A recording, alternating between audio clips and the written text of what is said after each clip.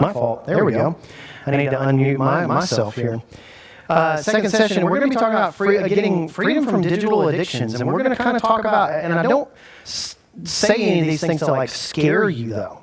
But these are things that are actually happening. And if they're happening to you as adults, then they're definitely happening to our kids if we're allowed to be on these social networks. And this is more of a, this is kind of our bonus session. You know, Joanne asked me to do 3 sessions this morning, and so I thought, well, talking about addictions right after social media is probably a good idea. And so this is some interesting ideas. And we'll be going to the book of Galatians first.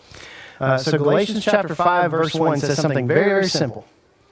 And I love the message that Galatians has all together. But he says right here, Paul says, writing to the Galatian church, for freedom, Christ has set us free. Stand firm, therefore, and do not submit again to a yoke of slavery. Now, I'm planting that verse here. And I want you to be thinking about that as we talk about the things that we're going to be talking about here in this lesson. When is the last time that you can remember being without your phone? And so I know there's always the one older person, and you're not old, but I'm just saying. But you forgot your phone. But is that causing anxiety for you now? There you go. Okay, so we have anxiety when we don't have these devices in our hands sometimes, right? Now, I know plenty of older people, especially those at Graymuir, like, oh, I haven't turned my phone on in 3 or 4 days, you know, and stuff like that. And that's fine. That's fine. I understand that. But the younger you get to 50, 40, 30 years old, especially the age group of being in your 20s these days, it's an extension of your hand. They're never without it. They're never without it being just an arm's reach away, or most of the time it's in our pockets. Follow-up question. How many of you think that you're addicted to your phone? Or your screen? Yeah, y'all spoiled my surprise. We all are, right? I took this photo on a mission trip. We were actually not too far away from it. Well, it's not too far away. Everything is far away when you get out in the western United States. I figured that out already. But we were in Phoenix, Arizona on a mission trip, and we were waiting. And the average age at this table is 71. And I did not stage that at all. They were all just sitting there looking at their phones. Specific. This has to do with every age on the spectrum. And we need to be very cognizant of how much control these screens have on us. So we're going to talk about a few things today. We're going to talk about what our addiction actually is. We're going to talk about what Scripture says. There's an interesting Scripture I'm going to pull out here from the book of Exodus that we're going to talk about a little bit to help us out with that idea. And then at the end of this talk, we're going to explore some real strategies, like really practical strategies that you can use on your phone today, that you can use on your children's phones and stuff. Now, we're going to be talking about internet safety, Wi-Fi routers, and things like that in settings in the next session. And so I hope you'll tune into that. And we, again, want to thank the people that are tuning in online this morning as well.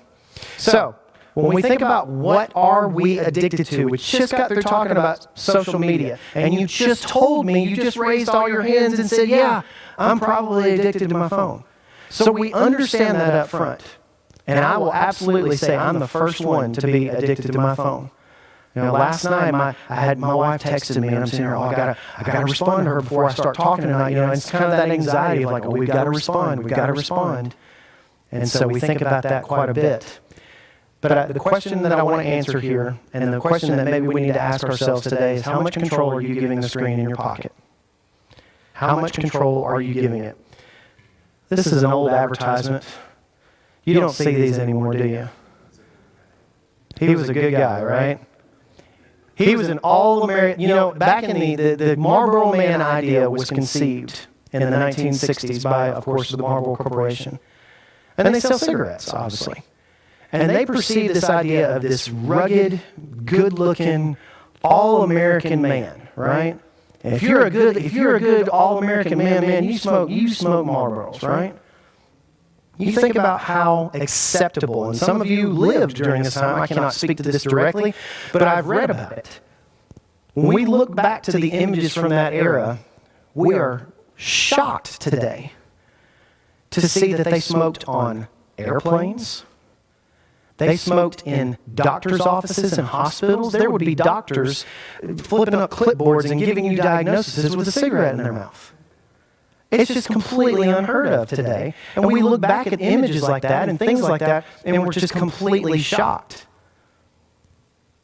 So my point for all of this is are we going to look back at images from the 2010s and the 2020s and see tables of older people or tables of people that are looking at their phones and not talking to one another in person and say, how could we do that? Are we going to look back with the same kind of disdain and say, how could we have let our phones rule ourselves so much?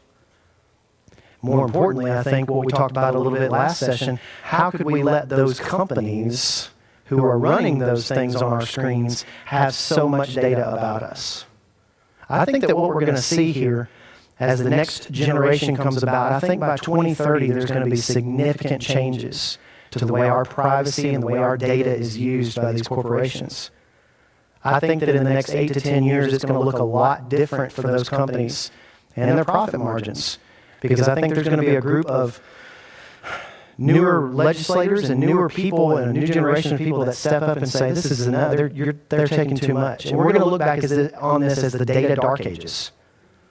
To think that how could we have let them use all of this data and sometimes weaponize it against us.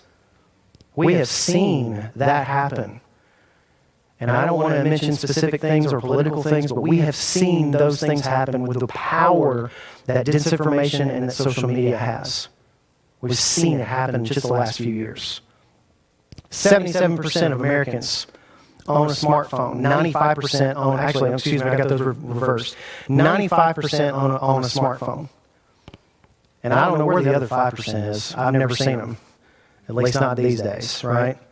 I think they probably are all in Columbia, Tennessee. But when we think about this, the average American spends more than 3 hours a day engaging with their smartphone.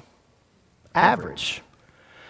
Since 2007, and again, that's 15 years ago. We act like these devices have been around forever. It feels like they have, but the iPhone is 15 years old.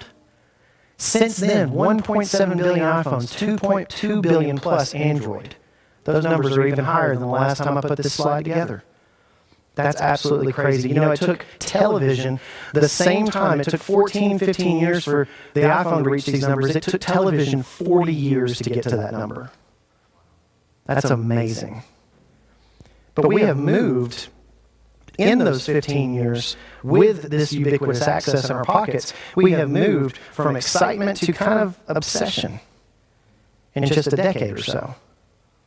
And we wouldn't even think about leaving our device at home. In fact, the young woman here that said that she left her phone at home by accident, she's got a little bit of anxiety about being able to check on her kids and see things like that. We don't like being out of the loop these days. We always want to be constantly connected. And you think about this tool right here, it is everything to us. It is your communicator, your GPS, your camera, your radio, your search engine, your social Rolodex. I always tell when I talk to kids about, give them this talk, I say, if you can tell me what a Rolodex is, I'll give you $1 right now. And they have no idea what a Rolodex is. But it's your social Rolodex, and it's so funny to think about these things. Our screen infatuation has just grown and grown. And I asked the question last night. I said, you know, how would the people in the Bible, how would they have used this technology? What would the apostles have done with Instagram? What if Jesus had a YouTube account, YouTube channel? How would Paul have used Twitter? Boy, Paul would be burning up Twitter, man, converting people right and left. But they would have used, I said this last night, they would have used those screens, these screens, they would have not used them for any kind of contrary purpose. They would have used them to glorify God in all things. And that is, as Christians, our calling to do that. So when we think about exactly what we're up against, what we're using, these things are, again, addictive by design. We're going to go ahead and go to this one right here. This is Dr. B.J. Fogg. I don't know if you've ever heard of him. You probably haven't. He's not a guy that's going to be on the news. He's not a guy that's going to be on TED Talks or anything like that. But he is basically responsible for what the modern social networking web, the modern apps and services look like. He had students in his first class at Stanford that actually helped design and come up with Instagram. He took students for 10 weeks and did an experiment on Facebook that engaged over 17 million people just in the course of 10 weeks, all designed by students, 21, 22-year-old kids. He is not evil. I'm not trying to paint him as an evil guy. I'm not trying to paint him as the devil or anything like that. But he is responsible for the modern way of doing this. He actually runs something called the Persuasive Technology Lab at Stanford University in Palo Alto. Those, of course, are next to Apple and Google, and they're right in there. And what he says, and it's very important, the motto of the Persuasive Technology Lab, their kind of slogan, if you will, is that we design machines to change humans. Now, I want you to think about that phrase. There's a couple letters, there's a couple words that are missing. Notice he didn't say we design machines to change human behavior. No, they don't want to change our behavior. They want to change who we are. They want to change what we believe, what we think, how we think, the process by which we think, all these different things. They want to change the absolute core of what we are, because if they can do that, then that leads to more usage, more scrolling, more likes, more tweets. All this is more, and it makes that bottom line go even higher. Almost anyone with a smartphone today, almost anyone with a screen that they own, suffers from some sort of technology addiction, and this is by design. Now, granted, I've always said this is a parenting issue first and a technology issue second. We're talking about the technology side, though, how it is purposely addictive. Who can tell me what the happy chemical in your brain is? Anybody know what that one is? Dopamine, right? Now, you may not think about it this way, but every time you put something on a social network and you see those little likes ticking up, and you see those positive comments coming in, and you see those little things, you micro hits of dopamine, and it's your happy chemical, and it makes you feel good, and that makes you want to post more. And then that makes you want to see those different things come up, and we keep that streak alive on Snapchat. It keeps going. That's a big thing with teenagers, by the way, is keeping those streaks alive on Snapchat. Just opening that app and sending a photo every day. I've seen kids, and I'm no joke, they will sit here, they'll open up the thing, they'll take a picture of the ground, and it doesn't make any sense. But hey, at least they're not doing something worse, I guess. If we are looking for happiness and approval, you're going to find it pretty instantly sometimes on social media. But the thing about it is that's only temporary. It's not going to last. These devices, these apps and services, these things, they run like slot machines. I don't have a picture of a slot machine, but if you've ever been to Vegas, if you've ever been anywhere, we've got several casinos in Mississippi next where I live. If you've ever been to those places, slot machines are not dark and gray, and they don't have any lights. In fact, casinos in general, young man back here grew up in Vegas. You can tell us, you might as well come up here and tell us all about it, right? Vegas is built on the idea of being flashy and being bright and having great sounds and having these things to lure you in and to addict you to these things. And slot machines in particular are designed to do that with animations and buzzes and trills and things like this and the lever action and all those other different things. It's built, everything is built to addict you. And the same thing is happening with the apps and services on our phones. We're just not clever enough to necessarily see it. So again, we need to be aware of these things. I thought this was a mind-blowing statistic. Facebook uses an ever-evolving algorithm that tracks every like, comment, click. It can predict what kind of posts. It can predict what you are going to want to see. Facebook is predicated on one thing to keep you active: anger. If they can make you angry about something, you are more likely to comment, like, post, or repost, or whatever it is, than anything else. If you're angry about something, anger sells.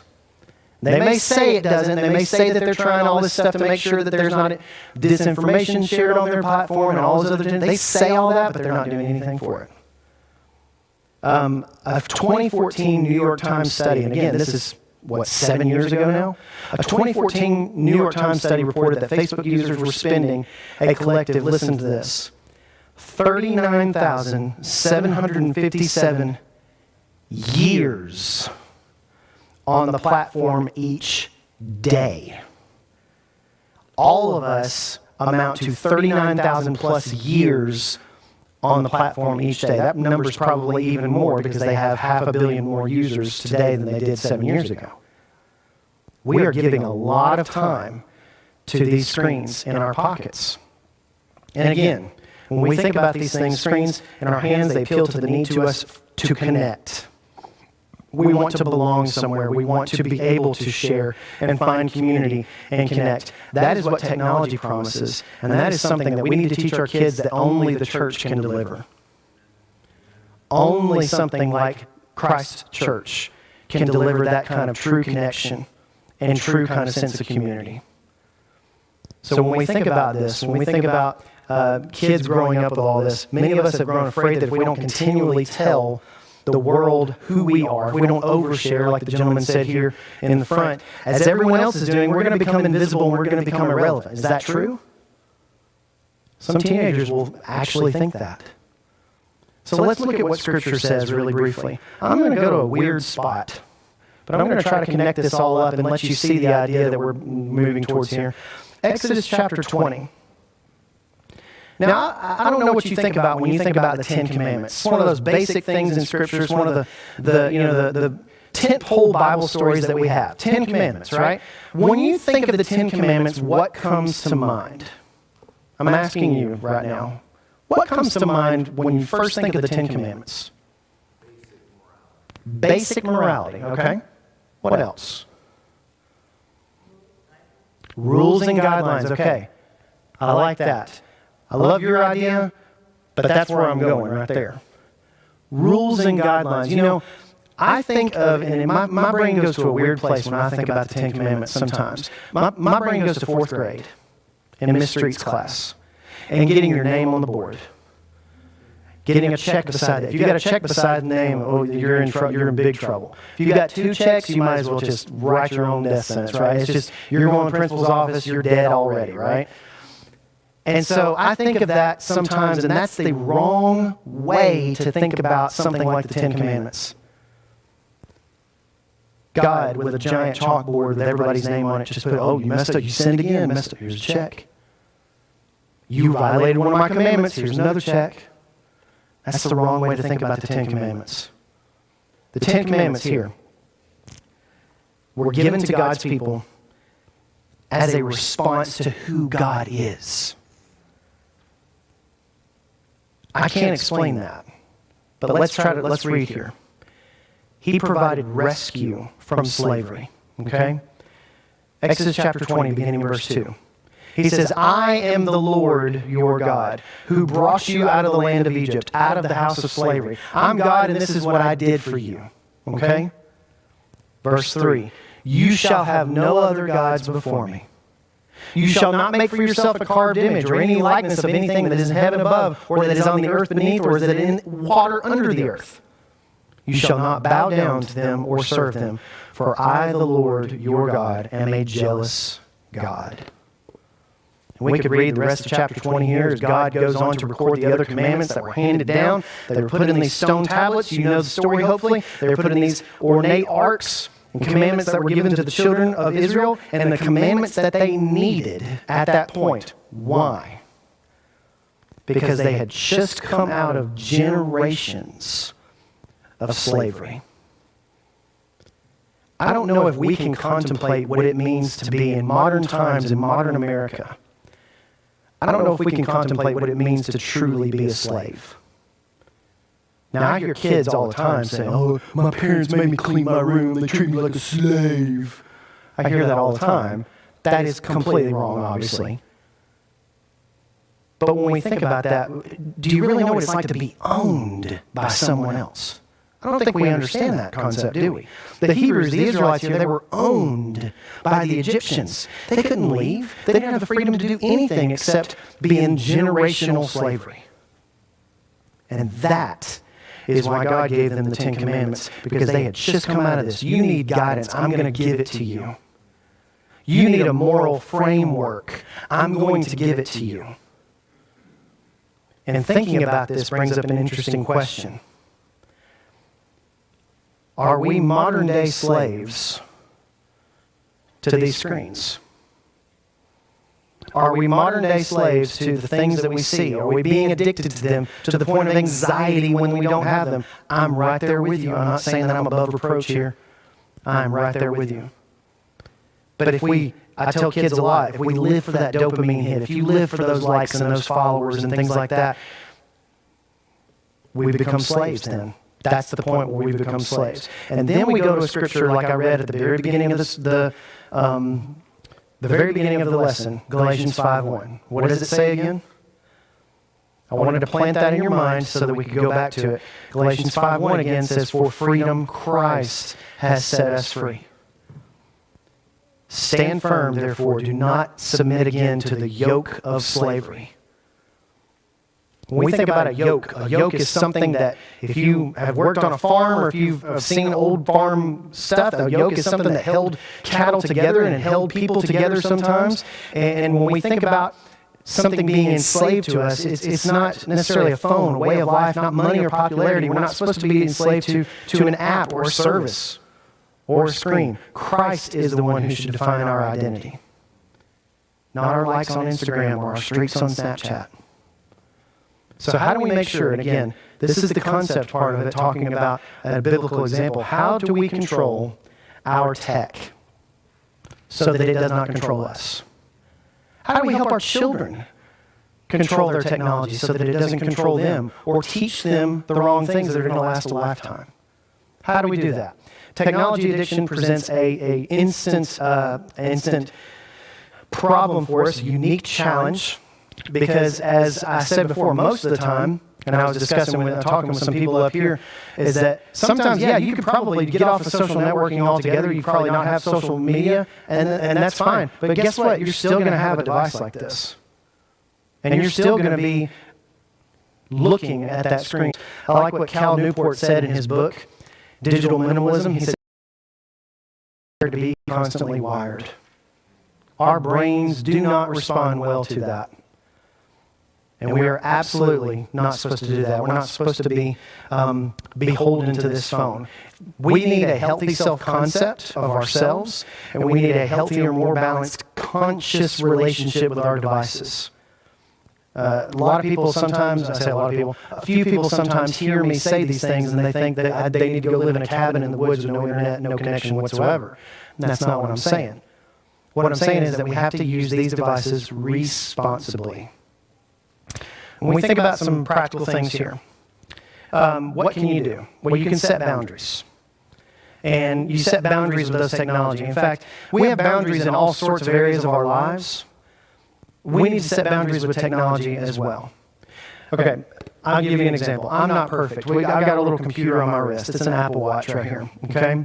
Got a little computer on my wrist, so even when I put my phone across the house, it's still going to go beep, beep, beep, and send messages to me and things like that. When I get home about 4:30 in the afternoon every day, I will take this off, put it on the charger, put my phone on Do Not Disturb, and put it on the charger. And guess what? The next 1 to 2 hours, at least, hopefully, are dedicated to those little boys who act like they have not seen me in years. Every single day. And it is so wonderful. It's a wonderful age to have them. And so I'm going to give that time to those little boys right then. And so I try to put that on Do Not Disturb. Setting that as an artificial boundary is incredibly important. Because if the phone is near me, guess what it's going to be doing? I'm going to be doing something on it. I've got to do that for myself. So setting that boundary. Maybe setting another boundary, having no devices at the dinner table. Or making sure that when you have a dinner at the table, I know not every single night of the week a dinner is at the table. I understand that. But maybe having no devices at the dinner table. Setting that boundary like I talked about last night, not letting your kids have devices in their bedrooms whatsoever. That's a very good idea to start. It's hard to do that. It's going to be a little bit simpler with younger kids like this. But when you get to 12, 14, 16 years old and you try to do something like that, it's kind of difficult. I always joke around with parents when they say, you're going to take your child's device away, it's going to be super easy, they're going to just give it right to you. It's going to be no arguments, it's going to be fine. And that's not going to happen, especially if they're a teenager. It's going to be a constant battle. So start as early as you possibly can with these things. The thing I talk about, and we're going to talk a lot more in depth about this, so I won't talk about too much of it right now, but the great place to start with these things, you don't have to download another app. You don't have to download a service or pay for anything. It's built in right there on your device. If you've got an Android device, it's digital well-being. If you've got an iOS device, and that's iPads and iPhones, you can start with screen time. It's right there in the settings app. There's a ton of settings. We're not going to go over every single one of them now or even in the next session, but I would just invite you, whenever you're doing giving a device to your child to use, make sure that screen time settings are set. You can do a lot of stuff without having to download anything else. So again, start with those. One real interesting tip that I found, a friend of mine in Mobile, Alabama, actually shared this with me, and I've always included it in this talk because I think it's neat. Using your phone in grayscale and black and white mode, it tricks your brain into thinking that whatever you're seeing on that screen is not quite as appealing. And it's very interesting when I use this tactic. So remember I talked about slot machines in Vegas and how a slot machine is designed to draw you in, and when you're in there, it's designed to keep you there. And that's exactly what apps like Facebook and Instagram are designed to do. When you have the endless scroll, it's designed to just feed information from the algorithm to what it thinks you want to see, and you're just going to endlessly scroll, right?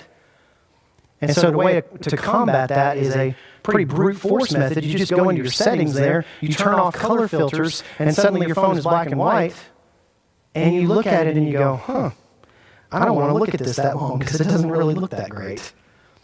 And kids are terrified of this because they go, what? It's not going to take black and white photos, is it? I'm like, no, it's not going to take black and white photos. It'll take normal photos, and you can always turn it back on, turn the color back on. But I want you to look at how colorful. Let me get my phone up here. Look how colorful my screen is with all these apps and stuff on it. And I've kind of done a little bit of that on purpose. But again, that's just to draw you in. Now look at what it would look like without all that color. And you might be surprised to think about how that would affect your well-being. I like to do this when I have family time and when I still need my phone. When I go on vacation, a family vacation, I'll put my phone in black and white mode for a week. And it almost forces me mentally to not look at my phone very much.